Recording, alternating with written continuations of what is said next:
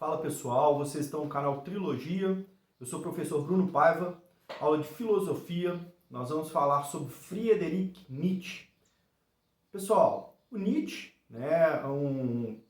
hoje, sem dúvida nenhuma, um dos filósofos mais conhecidos, mais famosos aí. Muita gente busca falar sobre a filosofia de Nietzsche, e às vezes muita gente lê as coisas de autores que falam sobre Nietzsche, achando que estão lendo a própria obra de Nietzsche, Então a gente tem que muitas vezes se atentar a isso, por quê? Porque, olha, existem muitas interpretações um pouco imprecisas sobre a obra do Nietzsche, extremamente criticado principalmente aí pela perspectiva dos cristãos, talvez num entendimento meio impreciso sobre ele. Agora, a gente precisa deixar claro que sim, ele critica o cristianismo, principalmente a ideia de uma moral cristã, como a gente vai ver. O Nietzsche, pessoal, é um filósofo alemão, o século XIX, como eu venho referido para vocês, é o século de ouro da filosofia alemã, e que vai nos legar aí grandes pensadores, grandes filósofos, Hegel, o Kant, Hegel, Marx, e a figura do Nietzsche aí, tá? E já deixar claro desde o início, que o Nietzsche ele tem, depois uma influência muito grande na perspectiva da psicanálise, do Freud, Então influenciado aí, então, digamos assim, compreender a obra do Nietzsche, também nos ajuda a trazer essa possibilidade de compreensão da psicanálise freudiana, Olha, o Nietzsche é um filósofo que viveu o século XIX, basicamente aí da segunda metade do século XIX, morreu aí no final, no último ano do século XIX, 1900, E o Nietzsche, galera, ele vai trazer, dentro do século XIX, uma perspectiva bem interessante, sobre a questão da humanidade, sobre o caminho, que a humanidade estava tomando. E ele vai, obviamente, fazer críticas a isso, que ele entendia que era a decadência da civilização europeia ocidental. Aí a gente vai ver como que ele constrói isso, tá? Algumas obras do Nietzsche, o Nietzsche não é fácil de ser lido, é uma linguagem rebuscada muitas vezes, tá? Mas aí tem aí alguns livros, que são livros centrais, o Anticristo, quando ele faz essa crítica moral cristã, Vontade de Potência, a questão da transformação do ser humano, a gente vai falar disso, o Ecce Homo, Além do Bem e do Mal, Genealogia da Moral, e assim falou Zaratustra, que talvez seja a grande obra-prima do Nietzsche, tá certo? Então fica só aí esse apontamento em relação às obras, os conceitos que a gente vai estar trabalhando ao longo da nossa aula, que são os conceitos centrais do Nietzsche, É difícil a gente esgotar a filosofia do Nietzsche em uma aula, e tem certas coisas que são de uma complexidade que muitas vezes não são nem exigidas no Enem, em vestibulares, ou quer que seja. Então nós vamos passar pelos elementos centrais aqui, uma abordagem tentando, digamos assim, didatizar o quanto, da melhor maneira possível, o pensamento de Nietzsche. Olha, vamos entender aqui essa primeira base do Nietzsche, que é central para a gente compreender o restante do pensamento do Nietzsche. O Nietzsche, ele faz um retorno à antiguidade, e aí ele tem uma postura interessante, que muitos outros filósofos buscaram a antiguidade clássica, a partir de Sócrates, Platão e Aristóteles, O Nietzsche, ele vai ser um crítico, de Sócrates, ele entendia o Sócrates como um homem de uma só visão, a gente vai compreender isso, e ele está mais, digamos assim, interessado numa filosofia ainda do período arcaico, digamos assim, da filosofia pré-socrática. Olha, porque segundo ele, nesse contexto do período do arcaísmo, existia um equilíbrio entre o que ele entendia que eram os elementos que conformavam o ser humano. Segundo Nietzsche, nós, o homem, o mundo, digamos, são movidos por dois espíritos, vamos dizer assim, diferentes, que é o espírito apolíneo e o espírito dionísico. Olha aí, ele está pegando dentro da lógica da mitologia grega, e claro que os deuses carregavam suas características para interpretar o que é o ser humano. Tá? Então, dentro dessa lógica, se a gente pensa quem é Apolo, Apolo é o deus da organização, é o deus da concretude. Tá? E aí, nessa lógica, esse espírito apolíneo prevaleceria então uma concepção de uma razão.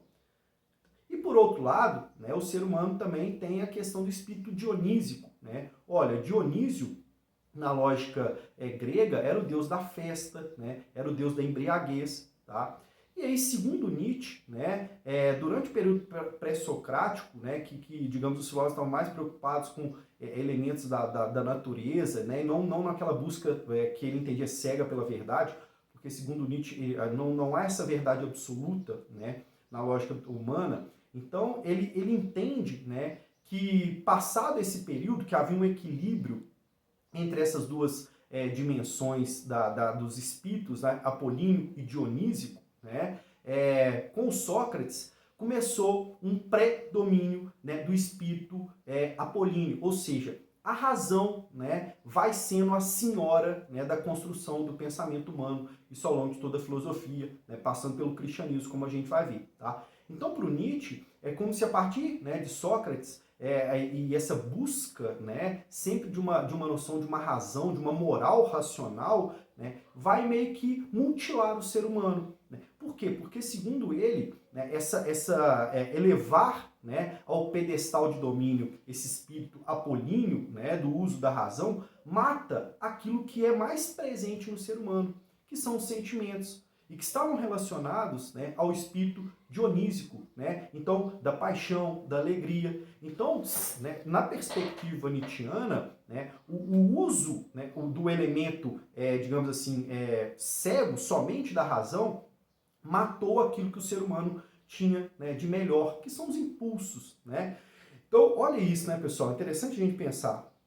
O Nietzsche está falando que o ser humano ele é muito mais sensação, sentimento, do que razão. Né? Só que nós podamos esse senso que faz parte da natureza humana ao longo da história, né, nessa perspectiva de uma razão, né, de uma moralidade criada que passa pelo cristianismo. Né? Então é como se nós estivéssemos, né, reprimindo, né, a verdadeira natureza humana, né, em torno daquilo que é uma moral criada, né? É uma moral que limita as experiências humanas. Né? Ela molda aquilo como o ser humano deve ser, se guiar. E, consequentemente, né, isso está ferindo a própria concepção da liberdade humana. Tá? Então, essa escolha na balança, digamos assim, que é levada adiante dentro a partir da filosofia socrática, né, vai ferir de morte o sentimento humano. Tá? Então aqui, olha, dois trechos aí colocados para a gente diferenciar essa perspectiva. Apolo, né, aquele calma, cheio de sabedoria, Deus escultor. O seu olho, assim como a sua origem, deve ser solar. Mesmo quando está com raiva ou mau humor, adeja sobre ele a aura da aparência esplêndida, da calma, né? E aí a questão de aceitar, né, as dificuldades da vida, né?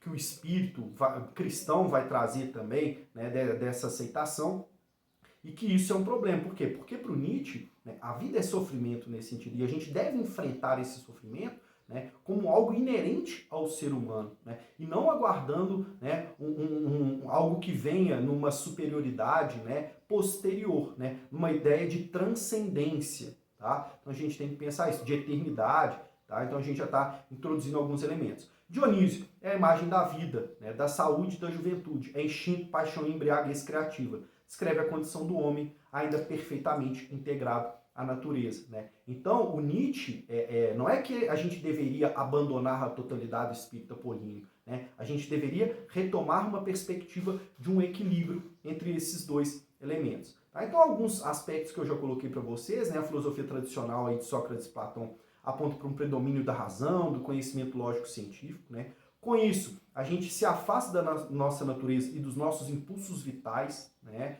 Olha, o ser humano de ser destemido, de ser corajoso, né? Digamos assim, de ter desejos mesmo, né? Sobre as coisas. Então isso tudo vai sendo freado por essa lógica do controle através da racionalidade, né?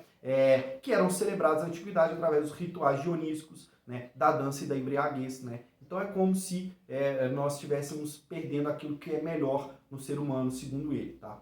E ele fala da questão da tragédia, né, que é o teatro grego ali, né, representava, mostrando essas contradições humanas, né, a ideia entre a vida e o destino que nos coloca, né, como decidir perante essas condicionalidades. Tá? Então ele fala que, olha, isso é a representação né, da realidade humana, que é feita de dor, né, que é feita de angústia, tá certo? Então essa é a nossa realidade. Tá? E aí Dionísio não é hábito olímpico, mas a natureza, ele representa a força vital, a alegria de viver, algo próprio da humanidade. Né? Então, na perspectiva do Nietzsche, né, nós deveríamos reduzir um pouco a ideia da razão, né, da consciência e ter mais, né, o sentimento, o coração falando nas nossas ações humanas. Tá? Porque, segundo ele, né, essas imposições colocadas a partir da filosofia grega, né, que feriam a ideia da juventude, do orgulho, né, vai ser aprofundada com a lógica do cristianismo, né, que ele fala que é a moral do rebanho ou a moral dos escravos, né. Então vai se colocando tudo aquilo que faz parte dessa natureza dionísica, desse espírito dionísico, como algo, né, relacionado à ideia do pecado. Né? Então ele vai criticar inclusive a noção do pecado, né? A necessidade que a religião tem, do cristianismo tem, de que, olha, você deve fugir dos pecados, né? Mas você inventa os pecados, é você que determina os pecados. Então tudo que relacionasse ao prazer carnal, material, é colocado para a igreja como pecado, né? É a perspectiva da abnegação, da resiliência, que carregava um exercício da razão muito grande. Para o Nietzsche, né, isso feria de morte a condição da natureza humana. Tá? Então, segundo ele, essa ética e essa moral filosófica, né, eram extremamente problemáticas. Né? Elas eram uma falsa moral na perspectiva do Nietzsche. Elas traziam uma lógica enganadora. Né? E é por isso que o Nietzsche vai criticar essa perspectiva através do anticristo. Né? Ele não está falando nem contra Cristo em si, contra a figura, né? Apesar dele falar que Sócrates e Cristo tinham as mesmas características, né? Que traziam, segundo ele, uma perspectiva da moral do fraco, essa perspectiva da moral dos escravos, né?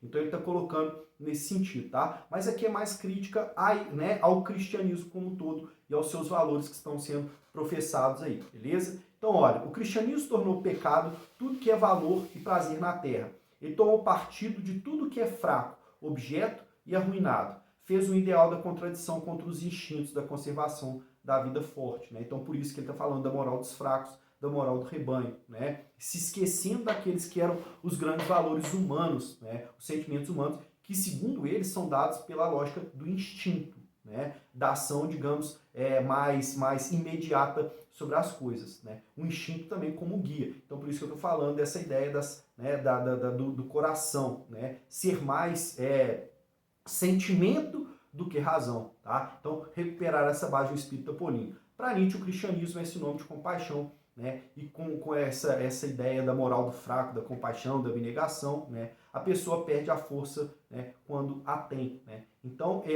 essas perspectivas gerariam, né, um enfraquecimento do ser humano diante das condições de vida. Né? E aí vem a ideia, no livro Na Genealogia da Moral, né, que ele fala, olha, a base dessa racionalidade da prevalência do espírito dionísico é justamente a negação dos aspectos centrais e vitais da vida. Né? Por quê? Porque, segundo ele, isso era, né, uma forma do homem escapar da própria condição humana. Né? E a vida é o quê? A vida é caos. Né? A vida é marcada pelo caos. Tá? Então, temer, né, ser forte para encarar o caos. Né? Segundo ele, né, essa perspectiva do cristianismo, que vem recuperando essa filosofia socrática e platônica lá, né, pensem no Santo Agostinho, a patrística e tudo mais, né, geraria essa condicionalidade aí. Tá? Assim, o espírito apolíneo cria uma moral do fraco ou a moral do rebanho, como eu falei para vocês, a qual não suporta a vida e acaba criando valores por não aceitar a realidade como ele apresenta. Né? E aí a dimensão, né, da fuga transcendental. Né? Olha, você vive, você se apega, né, a essa moral do fraco em vida, acreditando que há algo depois, né? Que há uma eternidade, que há algo melhor para você viver. E o Nietzsche quebra isso. Né? Para o Nietzsche não existe a ideia da eternidade nesse quesito, né? Da vida pós-morte. Né? Então não há nada, né, além da morte. Né? Então é a vida em si. Né? Isso vai dar base, né, pessoal, muito à perspectiva existencialista, né, do Sartre lá na frente, né? A gente vai trabalhar, obviamente, essa corrente filosófica aí que é muito importante. Né? Por outro lado, temos o que ele chama da moral dos fortes. aqueles que aceitam a vida como ela é, né, em sua brutalidade, sem precisar de criar conceitos, né? Ou seja, é como se fosse, o Nietzsche está falando de tirar um véu, né, do olho humano, né? E esse véu seria essa falsa moral, né, trazida e perpetuada pelo cristianismo, né, e que já não dá conta, digamos assim, de atender as demandas humanas no século XIX, que é o século do Nietzsche aí, tá? Então afirma que as pessoas escondem suas fraquezas através da moral cristã, né? E aí, segundo ele, no Anticristo, bem-aventurados os pobres de espírito, né? Então, para ele se entregar, né, a essa ideia, ou seja, permanecer com o véu, né, seria a moral dos fracos, tá? Então, para ele, esses valores que advinham do cristianismo já não podem ser admitidos, né? Já não dão conta de atender as demandas humanas, tá? E aí que a gente começa a pensar o seguinte, olha, o Nietzsche, né, o chamado famoso martelinho do Nietzsche, né, era necessário desconstruir, né, essas ideias da falsa moral, tá? Era necessário romper com esses valores estabelecidos e dominantes, né, e criar um novo senso, né, para os seres humanos. E seria através disso a sua filosofia, né, através do conceito de niilismo, que a gente vai abordar logo na sequência aí, tá? Então podem ser admitidos como parâmetros para avaliar a conduta do homem contemporâneo, essa ideia do pecado, da criação do pecado, né, que vai frear os ímpetos, né, e as paixões humanas, né, o homem perde a alegria, perde esse senso de viver com humor, da embriaguez, segundo ele, né, é muito mais presente, faz muito mais parte da natureza humana que a própria concepção da razão, né? Então a gente deve sim se entregar aos prazeres, né?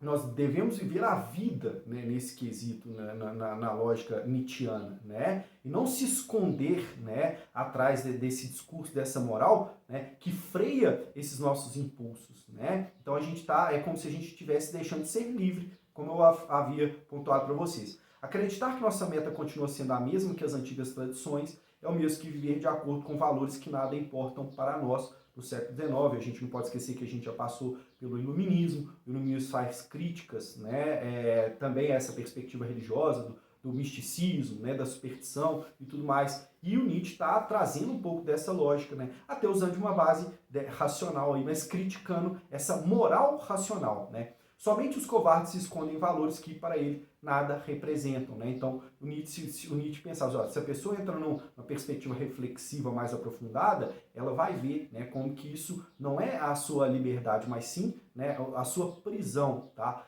Nossos velhos hábitos contaminam nossa maneira de pensar, agir e sentir o mundo, né? Então era necessário romper com esse véu aí, né? E aí lembre-se dessa metáfora da ideia do martelinho do Nietzsche. E aí entra a ideia do niilismo, né? Olha, pessoal, o conceito de niilismo, né, ele não pode ser definido a priori, né, ele vai ser utilizado ao longo da história em muitas sociedades, tá? Aqui eu estou me limitando à concepção nietzschiana de niilismo, né, e assim, bem geral mesmo, tá? Porque o Nietzsche, ele se aprofunda no conceito de niilismo, né, e não cabe aqui a gente ficar fazendo essa análise, tá?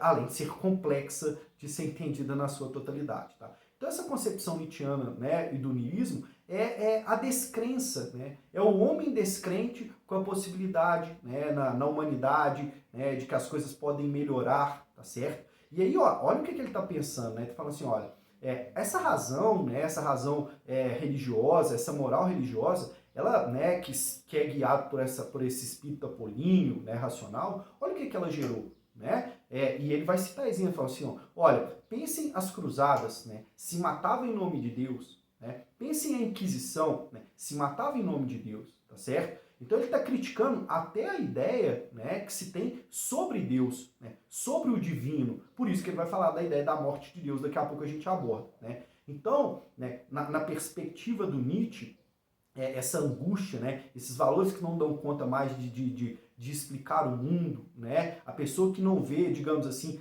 a positividade naquilo que está sendo colocado, né? Só que o Nietzsche não traz a perspectiva de um niilismo que apenas foge desses valores, né, e acha que não vai ter possibilidade de transformação, né? A gente chama o niilismo do Nietzsche de niilismo ativo, né? Por quê? Porque quando ele traz a ideia do et homo, né, do super-homem lá, ele vai pensar nessa possibilidade de transformação. como superar, né, essa moral, né, degradada na perspectiva do Nietzsche, tá certo? Então, seriam esses novos valores para superar, né, essa condicionalidade? Então, a gente usa o martelo, a gente destrói, mas há o poder, né, há a possibilidade do ser humano se reconstituir através de novos valores, né, que tornem ele, né, livre, tá, dessas amarras morais aí colocadas, dando vazão, né, à perspectiva do espírito apolíneo, né, dando vazão mais aos seus sentimentos, né? E tem a famosa frase lá, tudo que é sólido se desmancha no ar, tudo que é sagrado é profanado e o homem é finalmente compelido a enfrentar de modo sensato suas condições reais de vida e suas relações com seus semelhantes, né? Niilismo, quando os valores superiores perdem a importância, então é necessário reconstruir, trazer, né, outros valores colocados, que para ele, segundo ele, teriam existido lá, né, no período arcaico, nesse equilíbrio entre as dimensões, né, do espírito apolíneo e dionísico, né, esse melhor equilíbrio entre razão, né, digamos assim, emoção, né, e paixão aí, tá certo? Então ele vai pensar nessa reconstrução. Dentro dessa lógica, né, do niilismo, da descrença como tal, segundo Nietzsche, né, ele acreditava em Deus? Não, né? E aí muita gente vem falar do ateísmo do Nietzsche. Olha, realmente, né, o Nietzsche, a sensação, não li, né, toda a obra do Nietzsche, mas o Anticristo, né, essa sensação da morte de Deus, assim falou Zaratustra, já li algumas partes também. O que a gente tem que pensar nessa lógica? Ele está falando que nós, seres humanos, somos os algozes de Deus. Né? Nós matamos Deus, né, na trajetória da história humana. Né? Tudo isso que a gente foi colocando, embutindo como uma concepção de uma moral cristã relacionada ao divino, né, é a representação da morte de Deus. Né? Então, segundo ele, nós perdemos, na lógica do divino, de Deus, aquilo que era, né, digamos, o mais puro. Né? A ideia da bondade divina, né, dos sentimentos, do coração, das emoções, né? Então, ele está falando que o homem, né, é que mata Deus, né? Então, essa concepção criada, segundo ele, né, foi representativa da morte de Deus. Então, é uma metáfora, né, do fato dos homens não mais serem capazes de crer numa ordenação cósmica, transcendente, que levaria a uma rejeição dos valores absolutos e a descrença em quaisquer valores, né? Isso conduziria ao niilismo, que Nietzsche considerava um sintoma de decadência associado ao fato de mantermos uma sombra, um trono vazio, em lugar reservado ao princípio transcendente, agora destituído, né? Então, retirando a morte de Deus, representaria, digamos assim, que o martelo funcionou, né? Nós conseguimos destronar essa perspectiva aí, né? Então, isso já não dá conta. Isso não, né, na lógica divina, né, na lógica do Nietzsche, de Deus, né, esse Deus primitivo, vamos colocar assim, nos primeiros tempos, ele já não existe mais. Por isso essa perspectiva da morte de Deus, né? E aí, olha, o que o Nietzsche está falando, né? Essa esperança numa posteridade eterna, né? Num lugar melhor do que a vida terrena e tudo mais. E aí lembre-se, olha, a vida terrena é colocada, né, como a vida dos sentimentos, do material, dos pecados, né? Então tudo isso está correlacionado a essa crítica que ele faz da moral cristã. Fala assim, olha, quando nós, né, não temos a necessidade mais de se guiar por essa perspectiva desses valores transcendentes, né, que não são valores necessariamente colocados pelo ser humano, porque a natureza humana foge disso, né, a prevalência da natureza humana, né, foge dessas concepções transcendentes, e nós reconhecemos aquilo que é a real condição humana, né, de dor, de sofrimento, né, nós estaremos, né, nos libertando dessa concepção. Então, o homem é alçado, né, à condição digamos, de autossuficiência. Né? É nesse sentido que a gente vai ver o conceito de super-homem. Então, assumir a morte de Deus seria livrar-se dos pesados ídolos do passado e assumir a sua liberdade, tornando-se, né, tornando eles mesmos Deus, o ser humano, né, como aqueles que têm ciência do seu destino. Tá? Então, deve-se resgatar, e aí nessa perspectiva, né,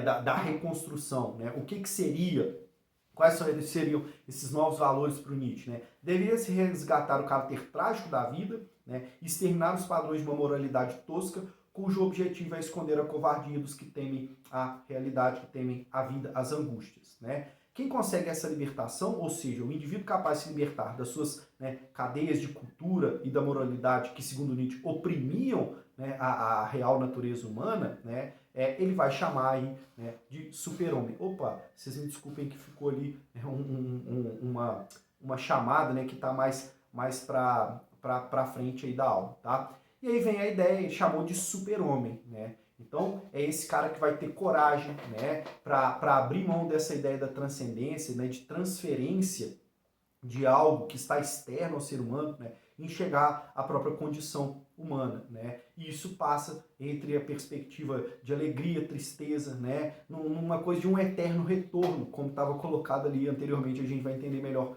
como que o Nietzsche está colocando essas ideias do eterno retorno, tá? Então, olha, o homem se transmuta, né? A mudança dos valores que são colocados agora para essa nova concepção do homem, né? Então é isso que a filosofia do et homo, né, na lógica nietzschiana, está trazendo para a gente, né? Então esses novos valores dando vazão a essa perspectiva, né, do nosso espírito dionísico, né? Olha, quebrando com essa ideia de que os prazeres, né, carnais, materiais e tudo mais, entre valores também, né, como o destemor, né, como a coragem, que eram vistos muitas vezes com ressalvas pela perspectiva da moral cristã, devem ser agora elevados a essa condição de superioridade, né? O super-homem é assumir essa condição que nós é que somos donos do nosso próprio destino, né? E que a vida é feita, né, de uma sucessão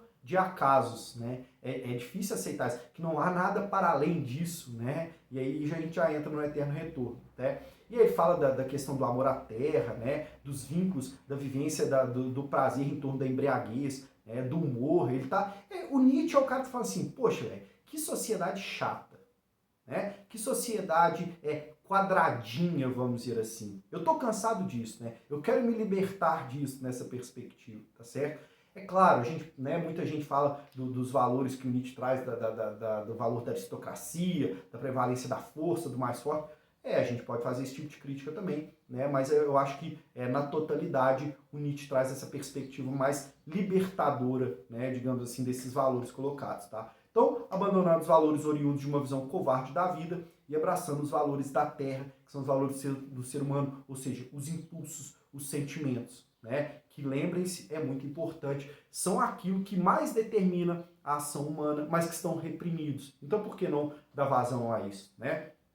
Para substituir Deus morto, a divindade morta, Nietzsche sugere aí o além-homem, além do homem, o super-homem, né, que é o bom senso na Terra, nessa compreensão da condição humana. O que há de nobre no homem é ser ele um fim e não um meio, né? Um homem em si mesmo, né? Então, não, na ideia da passagem, né? Da transmigração do ser, né? Nada disso. É aqui, é na Terra, né? Nós devemos viver essa realidade, tá? O super-homem é a ponte, é ele o raio. O homem é algo que será superado. Ele é o resultado da vontade da potência exercida, né? Um paradigma da virilidade e do virtuosismo. Se coloca além do bem e do mal e faz os seus valores em pedaços, né? É importante a gente pensar isso, né? Não atuar a obra para além do bem e do mal, né?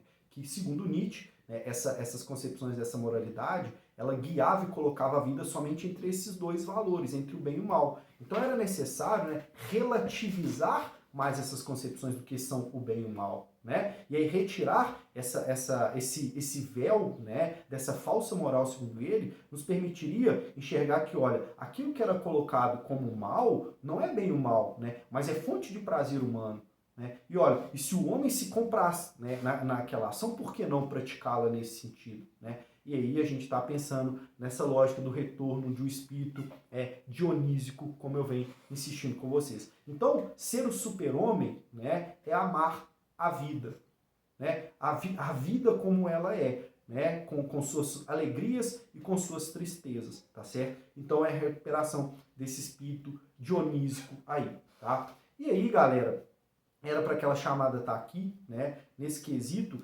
esse super-homem, essa aceitação da condição humana, passava pela ideia, né, de que nós temos que reconhecer que a vida é um eterno retorno, né?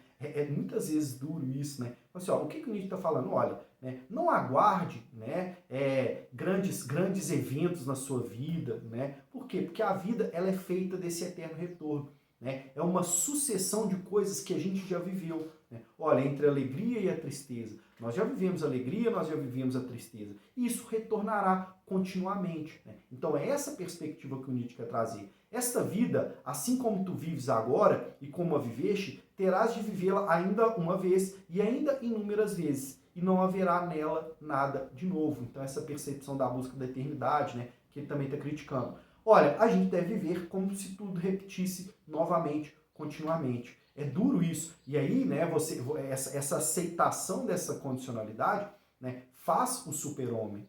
Né? É um elemento central da superação dessa ideia de que existe algo para além. Né? Não, é aqui. E as coisas, né, são repetitivas. Né? A vida em si é repetitiva. Então, não espere grandes eventos. Né?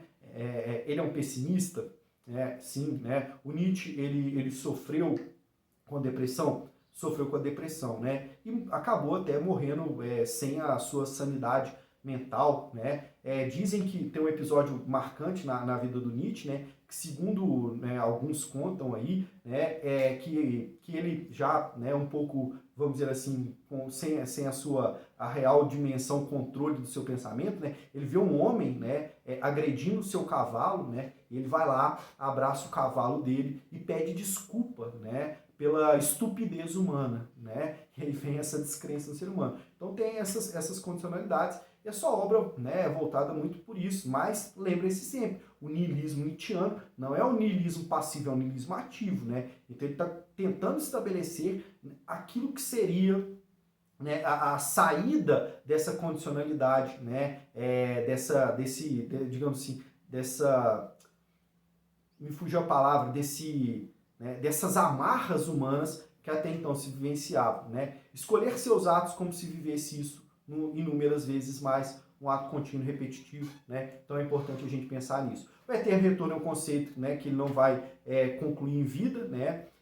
Diz respeito aos ciclos repetitivos da vida. Estamos sempre presos a um número limitado de fatos. Fatos esses que se repetiram no passado, ocorrem no presente e se repetirão no futuro, como, por exemplo, guerras, epidemias, entre outros. Opa! Então, né, a gente tem que condicionar isso. E ele fala, se nós continuarmos presos, né, a esse espírito apolíneo da razão, né, o nosso eterno retorno, ele é trágico.